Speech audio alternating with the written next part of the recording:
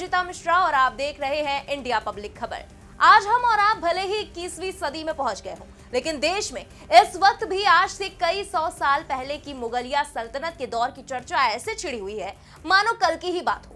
अभी तक औरंगजेब और उसकी कब्र को लेकर लगातार विवाद की सियासत चमकाने की हर ओर कवायद जारी थी। नतीजा भी सामने आया नागपुर हिंसा के तौर पर, जहां औरंगजेब की कब्र हटाए जाने को लेकर विश्व हिंदू परिषद और बजरंग दल ने जमकर विरोध प्रदर्शन किया और इस दौरान अफवाह की एक चिंगारी ने भयानक दंगे का रूप अख्तियार कर लिया।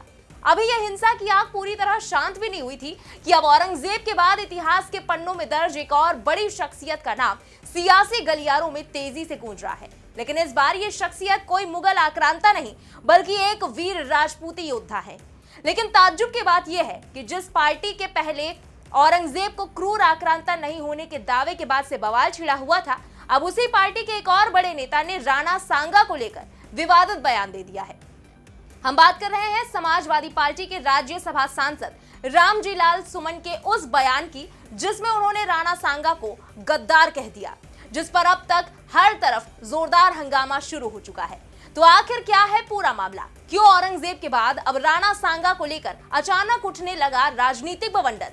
क्या वाकई राणा सांगा के बुलावे पर भारत आया था बाबर? और आखिर क्यों इतिहास के पन्नों को बार बार पलटने का काम कर रहे हैं तमाम सियासतदान? चलिए जानने की कोशिश करते हैं विस्तार से।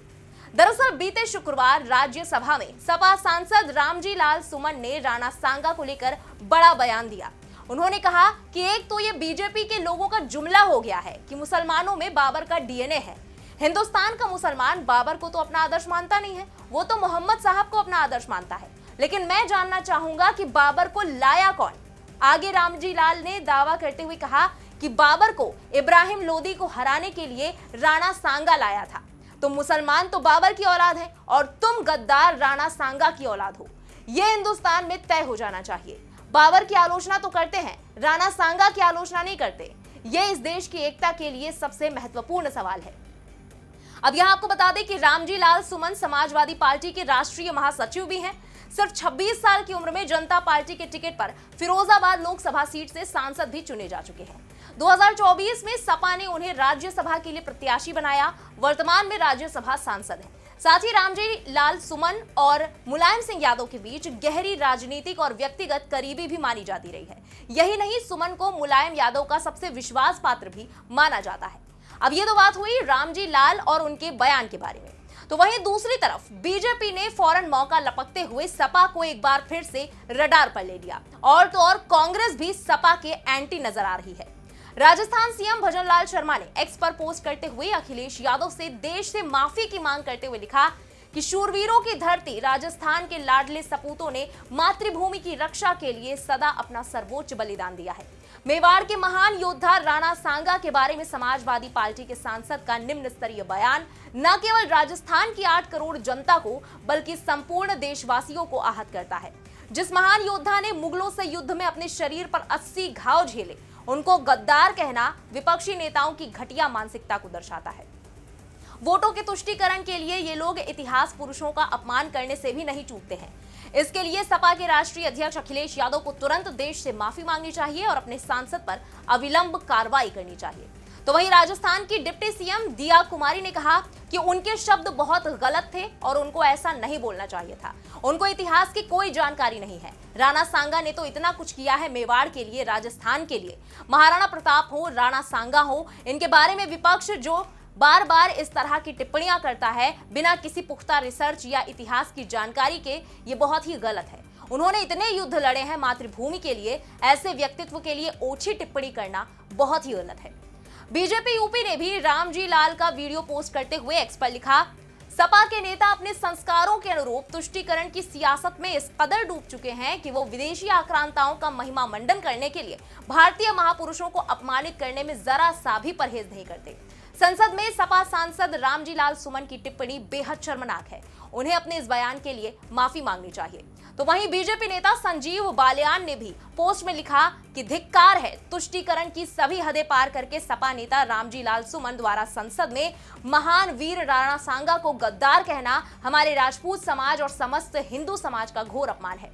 सपा को ऐसे शर्मनाक कृत्य पर पूरे देश से माफी मांगनी चाहिए। इसी कड़ी में राजस्थान के गृह मंत्री जवाहर सिंह बेढम ने भी सपा पर निशाना साधा और कहा कि ये जो विपक्ष के लोग हैं, वो चाहे सपा के हों चाहे दूसरे दलों के लोग हों, इन पर आधारहीन और तथ्यहीन बातें करने के अलावा कोई ठोस सबूत और ठोस साक्ष्य तो है नहीं। अपनी टीआरपी बढ़ाने के लिए और समुदाय विशेष में अपनी उपस्थिति दर्ज कराने के लिए ये हमेशा देशभक्त और राष्ट्रभक्त लोगों पर टिप्पणी करते रहे हैं।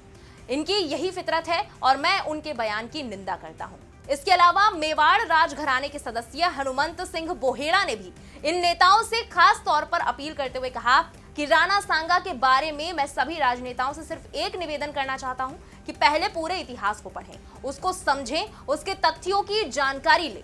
राणा सांगा महाराणा प्रताप के बाद इकलौते योद्धा हुए थे जिनको 81 घाव लगे और जो पूरे भारत को एक झंडे के नीचे लाने में अगर सर्वप्रथम कोई व्यक्ति था तो वो राणा सांगा थे। उन्होंने पूरे देश के राजाओं को एक राजनीतिक व्यवस्था के अंदर समझाया कि अगर हम अफगानिस्तान से भारत आने वाले दर्रे पर 10,000 सैनिकों को लगा दें तो वो यहाँ नहीं आ पाएंगे और वहीं पर खत्म हो जाएंगे। वो एकमात्र योद्धा थे जिन्होंने बाबर से बुरी तरह से युद्ध लड़ा और उसको परास्त किया। अपने आप को फेमस करने के लिए महान योद्धाओं का अपमान करने की कोशिश ना करें। और तो और कांग्रेस के वरिष्ठ नेता प्रताप सिंह खाचरियावास ने भी सपा सांसद पर तीखा हमला बोला। उन्होंने एक्स पर लिखा कि 80 घाव लगे थे तन पे, फिर भी व्यथा न थी मन में।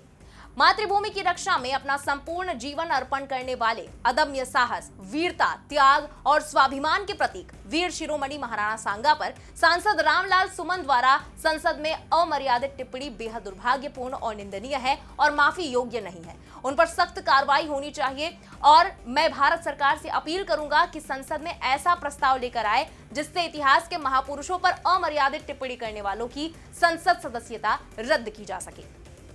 हालांकि इन सबके बीच रामजी लाल सुमन ने अपने बयान पर तेवर कुछ नर्म करते हुए बाद में कहा कि मैंने जो कहा वो इतिहास सच था। बाबर राणा सांगा के आमंत्रण पर हिंदुस्तान आए थे, ये ऐतिहासिक तथ्य थे। मेरा इरादा किसी की भावनाओं को ठेस पहुंचाने का नहीं था और मेरा कहना सिर्फ यही था कि हर मामले में बाबर के बारे में कहा जाता है कि हिंदुस्तान के मुसलमानों में बाबर का डीएनए है। हिंदुस्तान के मुसलमान का आदर्श बाबर नहीं है। हिंदुस्तान का मुसलमान मोहम्मद साहब को अपना आदर्श मानता है और सूफी संतों की परंपरा को ग्रहण करता है। और अब तो अखिलेश यादव का भी इस मामले पर रिएक्शन सामने आया। उन्होंने कहा कि इतिहास के पन्ने सब पलट रहे हैं। बीजेपी के लोग किस बात पर बहस कर रहे हैं? उनके बड़े बड़े नेता जिन्होंने संविधान की शपथ ली वो किस बात की बहस छेड़ना चाहते हैं? औरंगजेब की बहस छेड़ना चाहते हैं। रामजी लाल सुमन ने भी इतिहास का कोई पन्ना पलट दिया जिसमें इस तरह का भाव लिखा होगा। 200 साल पहले हमने तो इतिहास देखा नहीं, इसलिए बीजेपी से हमारी पार्टी का निवेदन है कि इतिहास के पन्ने ना पलटे, क्योंकि इतिहास के पन्ने अगर पलटे जाएंगे तो लोग ये भी याद करेंगे कि छत्रपति शिवाजी महाराज का जब तिलक होना था तो हाथ से उनका तिलक नहीं किया गया। सुनने में आ रहा है कि बाएं पैर के अंगूठे से उनका तिलक किया गया। क्या भारतीय जनता पार्टी आज इस बात की निंदा करेगी? उसके लिए बीजेपी माफी मांगेगी या नहीं? तो उधर बीजेपी नेता अमित मालवीय ने अखिलेश यादव के इस बयान पर तंज भी कसा। उन्होंने लिखा कि तुष्टीकरण में लिप्त सपा प्रमुख अखिलेश यादव अपने सांसद रामजी लाल द्वारा महान वीर राणा सांगा को गद्दार कहने का समर्थन कर रहे हैं। ये सिर्फ राजपूत समाज ही नहीं बल्कि पूरे हिंदू समाज का अपमान है। महाकुंभ पर भी लगातार की जा रही विकृत टिप्पणियां कोई अपवाद नहीं बल्कि सपा की ओछी हिंदू विरोधी मानसिकता का परिचय है, जिसकी वजह से उत्तर प्रदेश की जनता ने सपा को प्रदेश की राजनीति के निचले पायदान पर धकेल दिया है। चलिए अब आपको बताते हैं राणा सांगा के बारे में कि आखिर वो कौन थे, उन्होंने कितनी लड़ाइयां लड़ी और कितनी जीती थी। दरअसल राणा सांगा का असली नाम महाराणा संग्राम सिंह था और उनके पिता का नाम राजा रायमल था। इतिहासकारों के मुताबिक उन्होंने अपने जीवन काल में करीब 100 से भी ज्यादा युद्ध लड़े और आखिरी वाले युद्ध को छोड़कर उन्होंने सभी युद्ध जीते थे। उनका जन्म राजस्थान के मेवाड़ में हुआ था। इतिहासकारों की माने तो उनको आखिरी युद्ध के बाद जहर देकर मारा गया था। जिस वक्त उनकी मौत हुई थी उस वक्त उनकी उम्र करीब 45 से 46 साल के बीच ही थी। बताया जाता है कि मुगल शासक बाबर ने अपनी पुस्तक बाबरनामा में उनकी वीरता का भी जिक्र किया था। महाराणा सांगा की मौत के बाद भी मुगल और राजपूत राजाओं में संघर्ष जारी रहा, जिसे आगे उनके पोते महाराणा प्रताप ने बढ़ाया।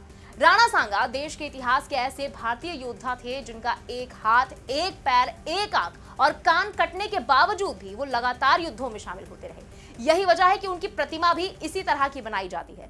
यही नहीं, उनके शरीर पर 80 गहरे घाव भी थे, ऐसा भी जिक्र इतिहास में देखने को मिलता है। तो कुल मिलाकर देखा जाए तो राणा सांगा को लेकर सपा सांसद ने जिस तरह से यह बयान दिया है वो बिल्कुल भी अनप्लान्ड तो नहीं लगता, क्योंकि सपा के ही एक और विधायक अबू आजमी की तरफ से ही कुछ वक्त पहले औरंगजेब की तारीफों के पुल बांधने को लेकर खूब राजनीति गरमाई थी, और फिर कुछ ही वक्त पहले औरंगजेब की कब्र को लेकर नागपुर में हिंसा भी भड़की। और अब रामजी लाल सुमन का एक ऐसे वीर राजपूती योद्धा को लेकर बयान देना जिनकी वीरता के किस्से आज भी इतिहास के पन्नों में पढ़ने को मिल जाते हैं, ये वाकई सोचने पर मजबूर करता है कि आखिर सियासत को गरमाने के लिए फिर से इतिहास के पन्नों की हवा क्यों की जा रही है। बहरहाल इस मुद्दे पर आपका क्या कहना है, कमेंट्स पे लिखकर अपनी राय जरूर बताएं। बने रहे इंडिया पब्लिक खबर के साथ। हमारे YouTube चैनल को सब्सक्राइब करें, बेल आइकन दबाना बिल्कुल ना भूलें।